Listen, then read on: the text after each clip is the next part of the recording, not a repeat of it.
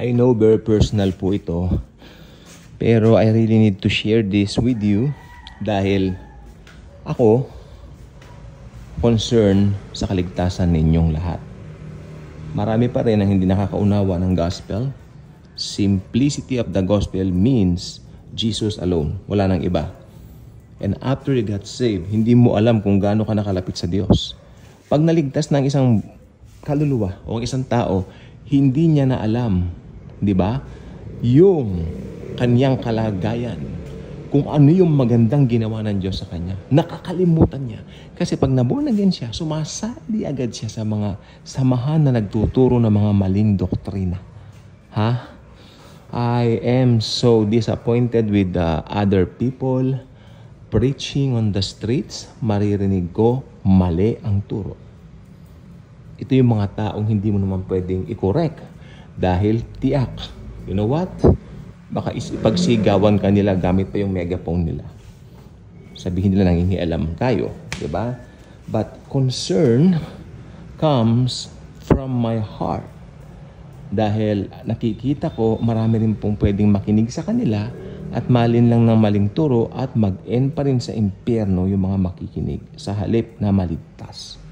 Masisipag silang pumapanig sa mga bases, nagbibigay ng mga sobre, magpapatayo ng kapilya.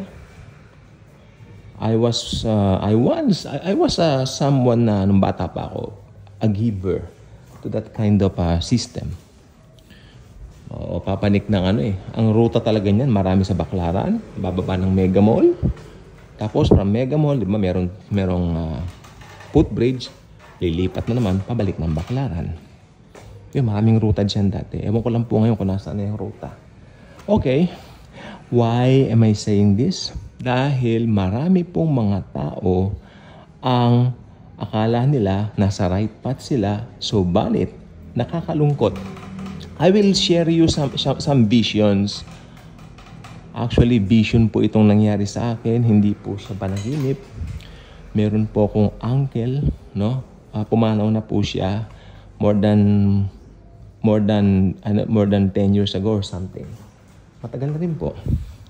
Ito pong tito kong ito ay naimbitahan ko na po sa isang EGR, Encounter with God Retreat. No, nung naging full grace na po ako, natatawa na lang ako sa EGR. Pero what is my intention of inviting my uncle to this EGR service or parang retreat, ne? Siyempre, ako naman, sa akin, hindi nakikinig yun Kasi pamangkin ako. At napakabata ko during that time. Bata ako. So, bata ka lang, may ganun ugali. Bata ka lang, wag mo kung matanda ako. You know, they have that kind of mentality. So, siyempre, bata tayo. Sorry for that. Teenager ako. Bata. Makikinig pa sa akin yun? I really don't think so. So I invited him over to an AGR, and then it was held dun sa isang institutional church where I was attending I think mga ilang taon din ako dun sa institutional church na yun. Naging active din ako, pero masarap kasi yung ganun din na meron kayong activities. Kaya na po natin yan. That's kind of warming to the soul, no? Especially meron kayong gawain, may excitement siya na nakre-create sa heart mo. Pero ang problema, ito po yung nangyari, EGR. Ito po ay tumagal ng tatlong araw at 2 gabi. Third day graduation di ba? So, ito pong nangyari. So, kinikwento sa akin nung isang kasamahan namin doon, nagbabantay. Kumusta po yung tito? Ganon. Yung tito mo, yung matangkad na mistiso. Sabi niya, yung parang Kastila. Sabi niya ganon. Opo. Sabi niya ganon sa akin.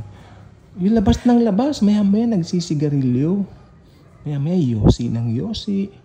Sabi niya ganyan. Nahihiya naman kami sa kanya kasi parang Jahe naman, mas matanda sa amin. No? Yung mga tipong ganyan ba? Sabi ko naman, sabihin na lang po niya sa akin kung yung pero importante yung pagpapatanggap sa Panginoon, naabutan naman po niya ako. Ayun, naabutan naman daw niya. At actually, binidyo pa nga. Nakita ko naman po dun sa video. Medyo, nakapikit naman siya habang ginagawa yung pagpapatanggap. Kasi mahalaga po sa akin yon. Dahil from there, talagang magkakaroon ng quickening ang puso ng isang tao pag pre-preach na yung gospel, no? At saka, by the way, yung institutional church na pinanggalingan ko ay nagtuturo po ng grace. Tandaan niyo po yan, ha? Meron lang ako mga bagay na hindi nagustuhan kaya umalis ako. Okay? Na hindi na maganda talaga. Hindi ko na matolerate. Okay, so yun. Pero sa doctrine, 100% maganda. Maniwala kayo sa akin. Grace yan. Okay. So, yun po ang may ilang reasons lang talaga. Hindi ko na po bakit mabanggit dito. Yun din ang reasons nung ilan na umalis na marami. Pero ako nauna. Diba? Talagang doon pa lang yes, ginamit na ako Hindi ba? So, ayun po nangyari doon. Ang uncle ko, nandoon, natutulog, air condition yung place na kanilang pinagdausan nito. Ganon, ganyan. Nagustuhan niya. Then, dumating yung graduation niya. Siyempre, ibang kamag-anak namin pumunta bilang suporta. Nilagyan siya ng sampagita, nilagyan siya ng, alam mo yun, yung mga bulaklak. Binigyan ng ganon. Maganda naman yung graduation. Pero nakita ko, parang nakukulangan ako doon sa kung ano yung naging stay niya roon. 2 days nga, 3 days and 2 nights. No? Nakukulangan ako kasi bilang bata pa noon naman na ng palataya, tumitingin talaga ako doon sa outer ng pagbabago. So, sabi ko naman, baka naman nataniman na siya, importante. Pero, ang nangyari is this. Pag-uwi po niya, di ba? Pag-uwi namin, kasi sinunduan namin siya. Yan na, bumanat na ako ng tanong. Ay, Uncle, congrats ulit. Ano ba yung nagustuhan mo doon sa... Kasi hindi ko naman kasi nilinaw yung aking katanungan. Ang sabi ko lang, ano naman po yung nagustuhan ninyo doon sa retreat na ito na kung tawagin nga po namin ay EGR. Ay, masarap ang mga pagkain. Sabi niya, tsaka gusto ko yung air condition yung mahusay yung service ng air condition yung pinagtulugan namin. Mahusay kanya. Disiplinado kanya. Period. Yun ang sagot niya. You know what? Hindi na po ako nag-go further. Dahil sabi ko, itong uncle kong ito may ugali itong pag natatanong ko sa mga ayaw niyang ganong usapan. Until, ito na pong sasabihin ko po sa inyo. Ito po, vision siya. Hindi po siya yung tipong panaginip na ako'y natulog. Tapos, ako'y natulog. Tapos, hindi ba nananaginip tayo? It's not a dream. This is a vision. Vision. Yung vision, ito yung you are in daylight. You're doing something, whether you're in your workplace, ganyan. Nasa jeep ka, nasa bus ka. Sa kaso ko, nangyari ito sa bus. Pupunta ako ng mall. Hindi po ako natutulog, promise. And then, parang nakita ko bigla yung uncle ko. Buhay pa po siya dito, ha? Ganyan yung nasa litrato. Parang, parang pinipilit niyang makawala doon sa maapoy na place. Futuristic po yun. Kasi ngayon, Hades pa lang, di ba? Ano yun? Nakita ko talaga. What is that? Buhay pa po siya doon. Siya ang nakita ko. Siya po nakita ko. Kasi yung ibang kapatid niya napatanggap ko. Umiyak pa nga yung ibang uncle ko tsaka auntie ko. Pero ito, parang, alam mo yun, pinipilit niya makawala dun sa maapoy na place na parang dagat. Pagkakita ka ng dagat, di ba? Nasa gitna, tapos maapoy na. Gusto niyang makawala. Period. Ayun na nakita ko. Ano yun? Until after ilang months, namatay na po siya. Nung namatay po siya, busy po kami nun sa pagba-Bible study namin. At binalita na lang po sa amin from the hospital that he left already. Gabing-gabi pa naman yun. Nangangilabot kaya po ako. Inaano ko yun. Paano yan? Then I consulted my former pastor. Pastor, ganito nangyari. Nagkaroon ako ng... Hindi ko sinabi sa pastor yung vision. Sorry. Hindi ko na sinabi kasi baka sabihin kinukondemn ko yung uncle ko eh. Diba? So, no. Ganito po nangyari. Pastor, namatay na po yung nag-EGR dito 2 years ago. Kung matatandaan mo yung tito ko. Ako. Ay, oo. Okay. Servicean natin. Nag-service pa. Masipag yung pastor na mabait naman siya. Actually, yung asawa niyang chismos ang dahilan ba't kami umalis. Ayun lang. Minarites ko pa. Wala. Talagang ganun. Wala eh. Yung mga anak niya, sabi nga nila mayabang daw. Ganun. Pero sa atin naman, forgiven na lahat yan. Okay? Pero yung pastor, may kayabangan pero mabait naman. Alam mo, sabi po niya sa akin, ganito lang.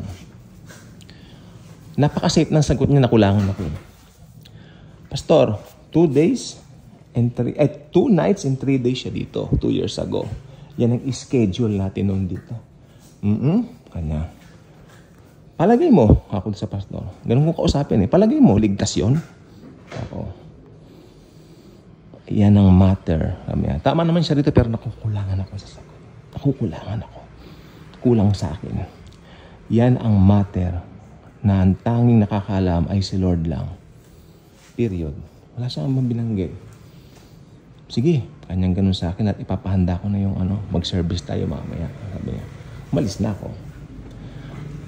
Alam nyo ngayon, na-realize ko tama yung sagot niya. Only the Lord knows kung my uncle saved. Ayoko rin tumingin dun sa mga ipinakita niya right after that dahil sa totoo lang po, nagmumura pa rin right after that EGR. So, ang gusto kong sabihin po ngayon, nakakakilabot yung vision ko na yon. At saka, pag meron tayong sinera ng good news, huwag mong ipagpilitan yung gospel. Huwag mo siyang pilitin na maborn again. Halika rito, pipilitin kita. Kailangan tanggapin mo si Jesus. Huwag mong gagawin yon. Kaya yung mga panukala ngayon, dapat bang gawin ang Biblia na talagang mandatory sa mga school? Ako hindi po ko payag. Mas maganda kung pag-aaralan nila ito, bukal sa loob nila. Hindi yung minandatory mo na parang sa pilitan. Ayoko po ng ganon. Hindi pinagpipilitan ang salita ng Diyos. Tandaan nyo, ito ay natatagpuan. At pag natagpuan ito, binasa ito, doon makikilala nila ang Panginoong Jesus. Hindi ako sigurado doon sa mandatory. You know what? Ang tawag dito, pag-present nito sa mga students or pupils. Dahil, parang gagawin mo lang siyang requirement. Wherein, mas maganda sana, pagpalagay mo na, pwede rin siguro yon kung gagamitan naman ni Lord yung paraan na yon para mas marami makakilala. Hindi ako sigurado ngayon. Doon. Iba pa rin talaga yung nag-i-evangelize tayo and to bring people to the Lord through the good news of the Lord Jesus Christ alone. So yan lang po, it's a vision na nakita ko. Ganito siya Ay, alam ko po Parang nagpupumiglas siya. Sigurado ako hindi ako natutulog. Gising ako, nasa bus ako. May sound pa Yung boses talaga niya.